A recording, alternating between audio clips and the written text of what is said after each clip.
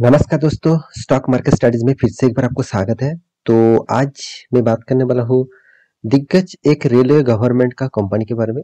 तो आप पहले देख चुके हैं, कंपनी का नाम है आरबीएनएल, रेलवे विकास निगम लिमिटेड। तो आरबीएनएल देखा जाए तो रेलवे कंस्ट्रक्शन के ऊपर काम करते हैं। रेलवे जो कंस्ट्रक्शन एंड जो किसी भी जगह पे आपको रेल जो लाइन होते हैं उसको मतलब कंस्ट्रक्शन के लिए आपको इस कंपनी का सहारा लेना पड़ेगा। मतलब आपको नहीं, गवर्नमेंट को सहारा लेना पड़ेगा, क्योंकि ये गवर्नमेंट ही कंपनी है।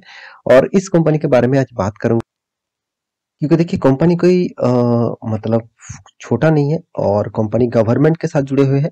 तो कंपनी के ऊपर बहुत बड़ा एक पेनल्टी चार्जेस यहाँ पे अपील किया गया है।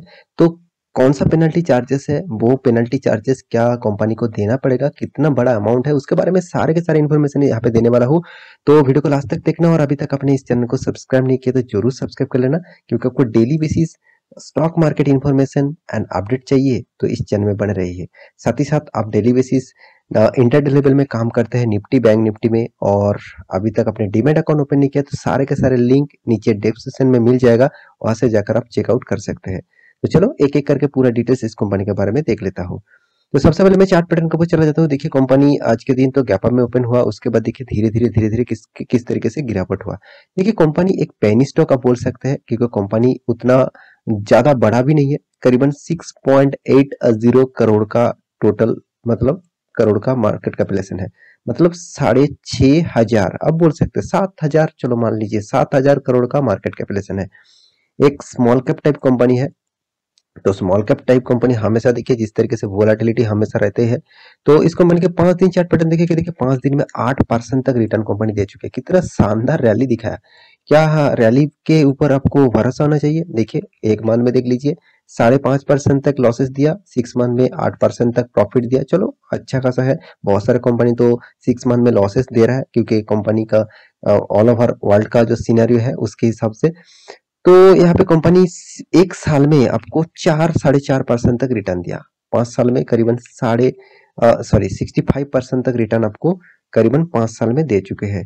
तो मैक्सिमम चार्ट पर ओपन कर दूं तो मैक्सिमम में भी 65%। देखिए कंपनी कोई खराब नहीं है। कंपनी सबसे पहले गवर्नमेंट के साथ जुड़े हुए कंपनी है। आप खुद ही देख लीजिए इस कंपनी का जो ओनर है, आप खुद ही यहाँ पे देख सकते हैं। Railway minister, Indian railway minister, railway government of India, मतलब इसका जो मेन पेरेंट जो है वो कौन है, गवर्नमेंट है। तो कंपनी का नंबर ऑफ एम्प्लॉयज देख लीजिए 545, वो भी 2019 के हिसाब से। और कंपनी का टोटल एसेट के बारे में बात करूं तो 11,000 करोड़ है। कंपनी का नेट इनकम जो है वो 606 करोड़ है। तो ये था कंपनी का एक बेसिक डिटेल्स। अभी देख लेता है कौन सा वो न्यूज है जो कंपनी को प्रेशर क्रिएट कर सकते हैं और कंपनी को एक बहुत बड़ा अमाउंट पे करना पड़ेगा, शायद करना पड़ेगा। तो करना पड़ेगा कि नहीं पड़ेगा वो तो आपको देखने बाद में देखने को मिलेगा। अभी फिलहाल के लिए कितना यहाँ पे आरोप लगा, आरोप मतलब कितना पेनल्टी इस कंपनी के ऊपर दिया गया है वो देख लीजिए। तो यहाँ पे मैं दिग्गज वेबसाइट हिंदुस्तान टाइम्स के ऊपर आ चुका हूँ। आप खुद भी जाकर इस वेबसाइट को विजिट कर सकते हैं और इस डेटा को आप देख सकते हैं। तो यहाँ पे क्या बताया जा रहा है आप खुद ही देख लीजिए। एनजीटी, एनजीटी क्या है, कौन है एनजीटी? एक कंपनी है जो यहाँ पे देखिए द नेशनल ग्रीन टर्मिनल, मतलब जितने सारे ऑल ओवर जो वर्ल्ड के जो ग्रीन टर्मिनल, मतलब परिवेश के ऊपर काम करते हैं, परिवेश का के ऊपर इस कंपनी काम करते हैं। इन्होंने क्या किया, 20 करोड़ का पेनल्टी ठोक दिया। किसको, आरबीएनएल को। तो आरबीएनएल को 20 करोड़ का पेनल्टी क्यों दिया वो आप देख लीजिए। यहाँ पे देखिए over illegal soil letting and over railway line, मतलब रेलवे लाइन करने के लिए क्या किया था आरबीएनएल ने, सॉयल मतलब मिट्टी लिया था, और उसी लिए और एनजीटी ने एक बड़ा पेनल्टी ठोक दिया। 20 करोड़ का पेनल्टी। देखिए कंपनी उतना बड़ा नहीं है। सबसे पहले इस बात को भी सोचकर आपको तो पेनल्टी ठोकना चाहिए था ना। 6,000 करोड़ का आप कंपनी उतना प्रॉफिट भी नहीं कर रहा है जिस तरीके से कंपनी के ऊपर पेनल्टी ठोका गया है। देखिए पेनल्टी देना होगा कि नहीं देना होगा वो तो बाद के बात है। अभी तक देखा जाए तो पेनल्टी है, तो इस बात को भी आपको देखना चाहिए। क्योंकि देखिए मैं आपको क्यों बता रहा हूँ, आप कहेंगे सर इस पेनल्टी को जानकर मुझे क्या फायदा होगा।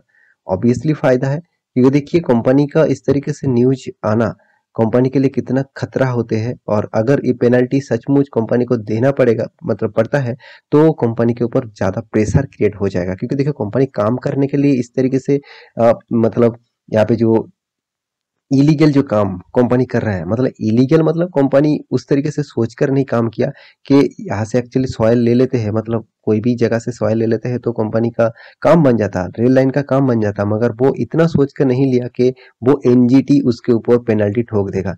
तो इसी बात का न्यूज़ यहाँ पे अपडेट हो चुके हैं, तो आप देख लीजिए न्यूज़ का डिटेल्स क्या है।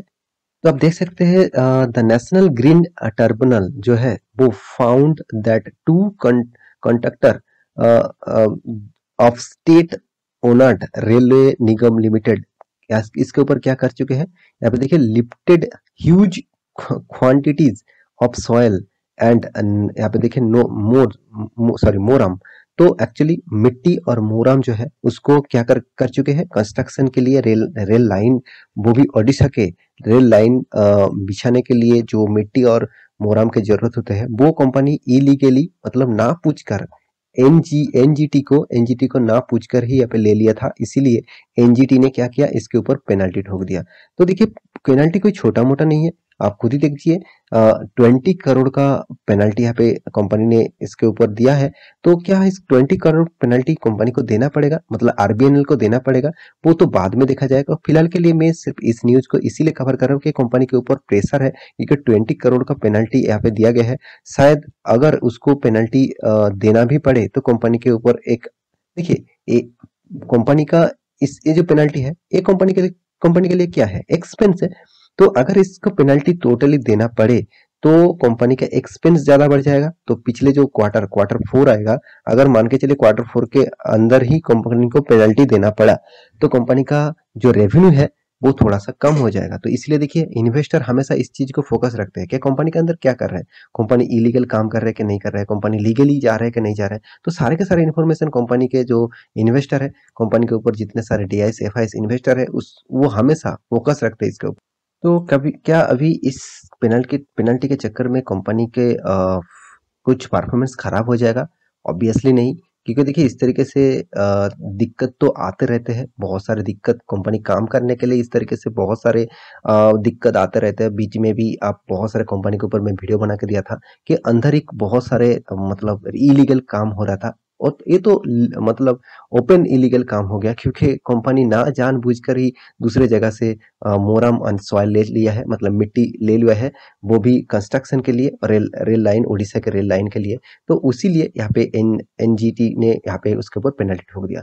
तो क्या कंपनी के ऊपर निवेश किया जाए, क्या कंपनी के ऊपर निवेश करना चाहिए? तो उसको जानने से पहले आपको पूरा डिटेल्स देखना होगा। तो आप देख लीजिए कंपनी कोई छोट ऑब्वियसली कंपनी उतना बड़ा कंपनी नहीं है, 6,800 करोड़ का मार्केट कैपिटलाइजेशन इसका, और साथ ही साथ कंपनी का टोटली, तो देखिए कंपनी का जो टोटल नंबर ऑफ शेयर्स है वो 208 टोटल करोड़ का शेयर्स है। कंपनी का पी रेशियो बहुत लो लेवल में है, पीबी रेशियो भी लो लेवल में है, और फेस वैल्यू अभी तक 10 रुपये है, क्योंकि कंपनी अभी इसका जो प्राइस रेंज है वो 33 रुपीज है। तो इतना लो प्राइस रेंज में और भी स्प्लिट कर देते हैं तो कंपनी का तो टोटल प्राइस रेंज 1 डिजिट में आ जाएगा। तो यहाँ पे कंपनी का जो डेप्थ है वो देखा जाए तो 5,900 करोड़ का डेप्थ है। कंपनी के पास डेप्थ भी अच्छा खासा है, क्योंकि इसका डेप्थ ऑफ इक्विटी जो है वो मतलब इसके पास डेप्थ ऑफ इक्विटी करीबन 1% से भी ज्यादा।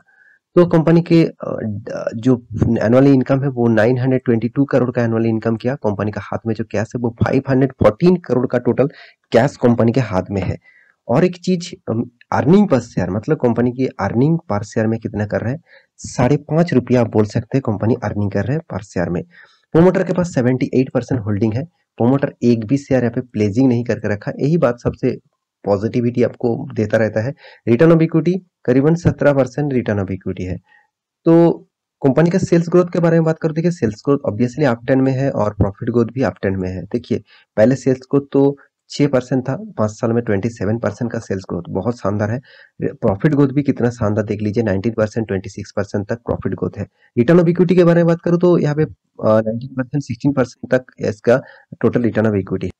तो रिटर्न ऑफ कैपिटल एम्प्लॉयड जो है वो करीबन करीबन यहाँ पे देखिए 12% और रिटर्न ऑफ इक्विटी 20%। ओवरऑल बात करूँ दोनों ही एक एवरेज लेवल में देखने को मिला है।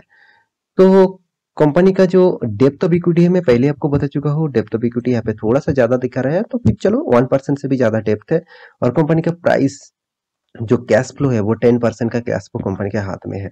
इंटरेस्ट कवरेज जो रेशियो है वो 14% है। इंटरेस्ट कवरेज रेशियो थोड़ा सा मुझे हाई लग रहा है, क्योंकि 14% भी थोड़ा सा हाई देखने को मिलता है। तो ओवरऑल कंपनी के बारे में बात करूं, कंपनी के पास हिस्सेदारी देख लीजिए। पहले तो 100% शेयर प्रोमोटर के पास था, उसके बाद अभी फिलहाल के लिए कंपनी के पास 78% प्रोमोटर के पास होल्डिंग है।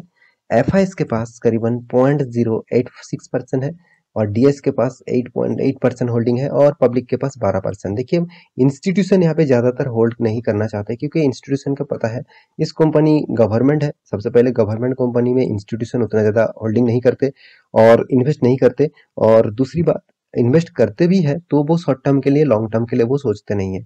तो मेरे कहने का मतलब आप समझ रहे हैं। तो आशा करता हूँ इस कंपनी के सारी जानकारी आपको मिल चुका है। तो आज का जो अपडेट था मैं आपके सामने रख चुका हूँ।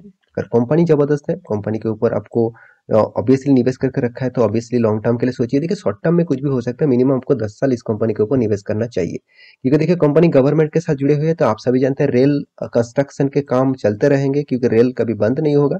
और मतलब रेल ऐसा इंडिया का सबसे ज्यादा ट्रांसपोर्टेशन का माध्यम है रेल। तो रेल के ऊपर आपको जितने सारे कंपनीज है उसके ऊपर हमेशा फोकस होना चाहिए। तो आशा करता हूँ सारी जानकारी आपको मिल चुका है। तो मेरे वीडियो अच्छा लगे तो लाइक करना, दोस्तों के साथ शेयर करना, और इस चैनल को सब्सक्राइब भी कर लेना। तो प्लीज जाकर सब्सक्राइब कर लीजिए और दोस्तों के साथ शेयर भी कर लीजिए। तो मिलते हैं नेक्स्ट स्टॉक लेके, तब तक के लिए अच्छे से रहिए, अपने ख्याल रखिए, बाय बाय।